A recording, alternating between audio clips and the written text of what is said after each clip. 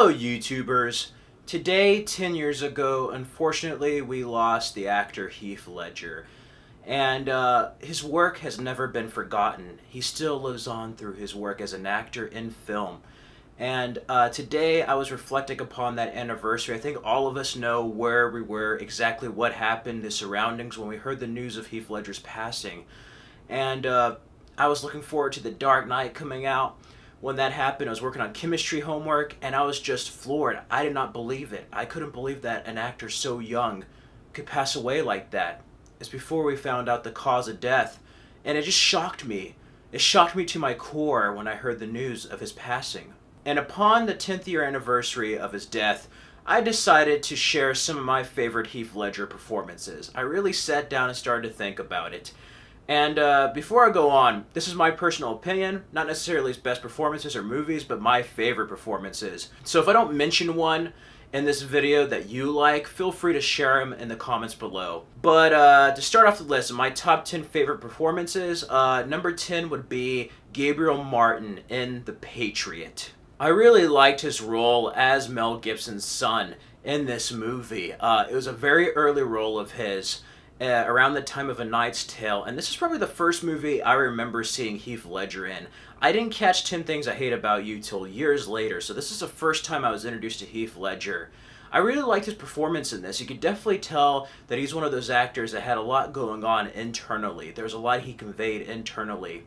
Not to the level of Mel Gibson in that movie, because that character goes through more, but definitely as the older brother, I like the scenes between him and his father about going to war, how the war starts to affect him, his friends, and most of all, his younger brothers and sisters, his family.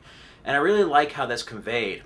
I also like the romance in that movie, and then ultimately what happens when the British invade and just turn not only his world upside down, but his father's world upside down as well.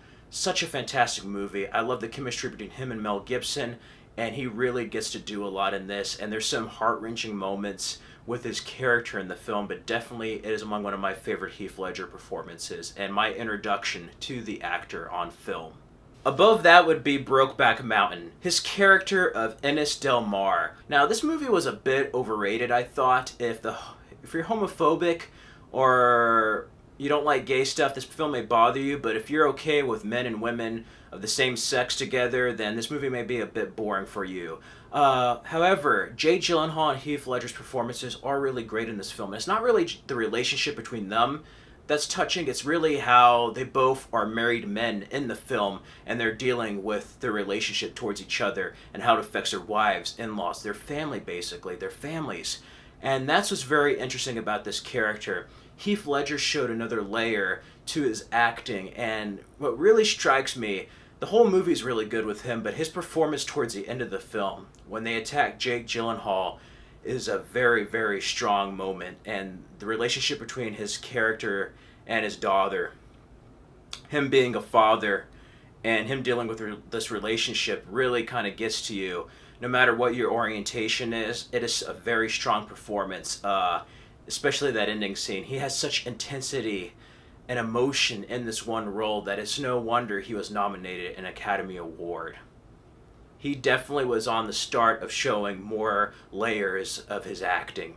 Above that at number 7 would be Monsters Ball, where he plays the role of Sonny Grabowski, the son of Billy Bob Thornton. He plays a security guard, and this is a very heavy movie, not for the faint of heart. Deals with racism on a level I have never seen, really. Probably the only other film I think would compare to it is Mississippi Burning, but I like his role in this. He's very kind of hard around the edges. There's racism there, but you can also tell that this is a conflicted character internally, and it's just taking a toll on his life and a toll as an individual. And I really like how Heath Ledger conveys that in this movie, especially with such serious subject matter. It's not for the faint of heart, but if you haven't seen Monsters Ball, I highly recommend it. And it is a very underrated and kind of overlooked Heath Ledger role, very early in his career. After that, at number 6 would be the Brothers Grimm. He plays Jacob Grimm. Him and Matt Damon are the Brothers Grimm. And I actually like this movie. It has its issues, but it's a very good Terry Gilliam film. You get Matt Damon, and this is the first movie where I really started to respect Heath Ledger as an actor. I mean, he had his earlier roles. He was kind of like that teenage heartthrob.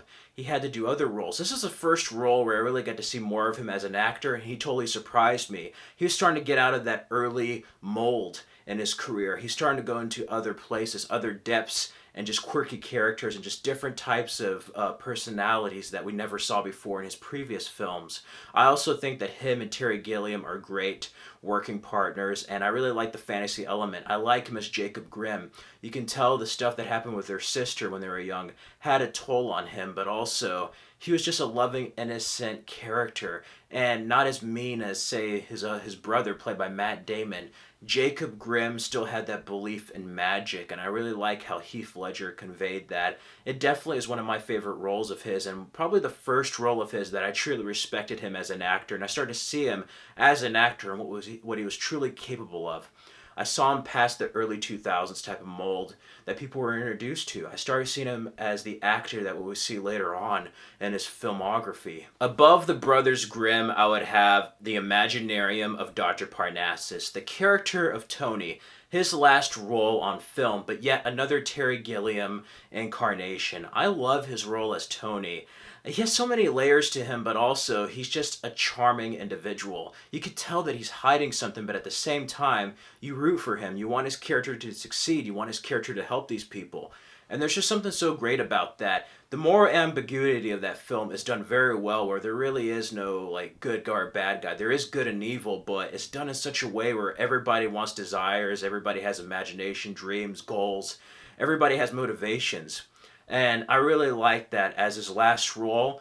You get to see a bit of the Joker in there, but I really like his character of Tony. It is among one of my favorite performances from Heath Ledger, and it's a hell of a way to end it, really. That's his last role as Tony. Some part of me wanted him to save them, but, you know, the element that lies to the Imaginarium, the element that lies to the characters of Valentina, Anton, Percy, it's just so fascinating, and I like how he plays that. You root for him, but yet he might be a bad person, and that's something so great about that. Is something that's just very different from his other roles. Something that he would take and that would probably intrigue him in the role. Also, he improvised a lot of his lines, and you could definitely tell that there. Heath Ledger showed a lot of himself in the role of Tony, and for his last role, it is among one of my favorites of his. Above that, I would have I'm Not There, where he plays the fictional character of Robbie. Basically, of different actors such as Christian Bale, Cate Blanchett, Richard Gere, that play different parts of Bob Dylan's personality, and he's an actor slash musician. I really like his character of Robbie. He definitely gets a bit of Bob Dylan in there, even though he's not Bob Dylan. It still is a part of what Bob Dylan's personality could be like, and I like him in that role. All the actors of that film do a good job. It's a very underrated movie, but I really like his performance in that, and he really kind of starts to disappear. You really start to believe, like, hey, this might be not only the fictional character Robbie, but this could be a portion of Bob Dylan, the musician. And I like that. It's definitely one of my favorite roles of his. Above that would be a 1999 Australian film that some people may not have heard of here in the States, called Two Hands, where he plays a character of Jimmy, a club bouncer, or like somebody who's just like an attendant in front getting tickets, allowing people in the club at a strip joint. Rose Byrne plays his girlfriend, but he pretty much gets involved in the syndicate, and he loses a money load for them, and they start to go after them. He has to pay them back the money he owes them after some kids jump him. Such a compelling tale that also has a time clock set to it. I like the relationship between him and Rose Byrne in the film, and it is really awesome movie. A very underrated Australian film. Not many Aussie films get to be shown here in the States, but you get to see a totally different side of Heath Ledger, and a younger Heath Ledger. A lot of people remember A Knight's Tale and 10 Things I Hate About You, but you get to see that Heath Ledger put into like a crime movie with a little bit of romance. And I really like Two Hands. It's probably the closest film that he was in that besides Candy, I would say. And the style and cinematography is great in that. And even though it's not as complex or say as deep as his other roles, I really like him in this role. He was young enough, you believe him in the role, the chemistry with Rose Byrne, and then him ultimately having desperate measures taken to not only instill his survival, but the survival of his girlfriend, their relationship, him performing that bank robbery. Such a crazy movie and very underrated. If you have not seen Two Hands, check it out. Above Two Hands is a film called Lords of Dogtown. He plays a character of Skip. He totally sounds like Val Kilmer in this movie, but he plays the guy who basically finds the legendary Z Boys. It's a biopic, and oh my god, this is one of my favorite Heath Ledger performances. After Brothers Grimm, this is the one movie where I saw Heath Ledger, and I'm like, I don't see Heath Ledger in there. It looks like Skip or like a young Val Kilmer. Like, he totally disappeared in that movie. And also, you get to really root for him with the legendary Z Boys, and once they start going their separate ways with other managers, you kind of feel his pain and losing something special, seeing everybody get kind of corrupted with greed and money and going big places and fame, and him be at a surf shop basically. He's singing that scene of "Wake up, Maggie, I think I got something to say to you." I love that scene, such a perfect scene. One of my favorite Heath Ledger scenes, and yeah, that movie is awesome. Catherine Hardwicke directed that before Twilight. That's an awesome movie if you haven't seen it. But it definitely is among one of my favorite Heath Ledger roles where he just totally disappears. I don't even see Heath Ledger. He just so embodies the character of Skip that I forget it's an actor. It feels like a real person. After that would be a film called Candy, where he plays the character of Dan. Candy is not for the faint of heart, and probably one of the most accurate depictions of heroin use I have ever seen. Him and Abby Cornish are perfect in this film. And I know Brokeback Mountain got a lot of press, a lot of accolades and awards, but this is a highly, severely underrated Heath Ledger film. Dan is among one of his best performances in my opinion, one of my favorites. He is so intense. The heartbreak, the love-hate relationship between Candy and Dan, him basically messing her up, the addiction of the heroin, and the turns both their lives take because of their love of heroin. Such an intense scene. For those who have seen it, you know about that ending scene with him and Candy, and the emotion there is just so heartbreaking. It goes beyond that. It's heart-shattering. Definitely among some of Heath Ledger's best acting, and it is severely, severely underrated. If you have a chance to see Candy, I highly recommend it. As a Heath Ledger fan, you get to see a little bit of the Heath Ledger you know and love from other films, but you also get to see him go into some deep, dark places and some emotional places at that. Candy is not for the faint of heart, but it's a really good, realistic, intense film, and Dan is just one of my favorite performances from him. Number one would be The Dark Knight. The Joker was just something else in that movie. You want to know how I got these scars? My father was a drinker and a fiend. One night he comes home crazier than usual. And then that part where he's just like, why so serious?